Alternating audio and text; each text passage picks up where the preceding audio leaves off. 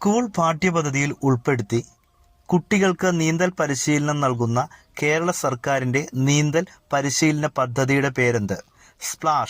Splash എന്നാണ് school പാഠ്യപദ്ധതിയിൽ ഉൾപ്പെടുത്തി കുട്ടികൾക്ക് നീന്തൽ പരിശീലനം നൽകുന്ന കേരള സർക്കാരിൻ്റെ നീന്തൽ പരിശീലന പദ്ധതിയുടെ പേര്.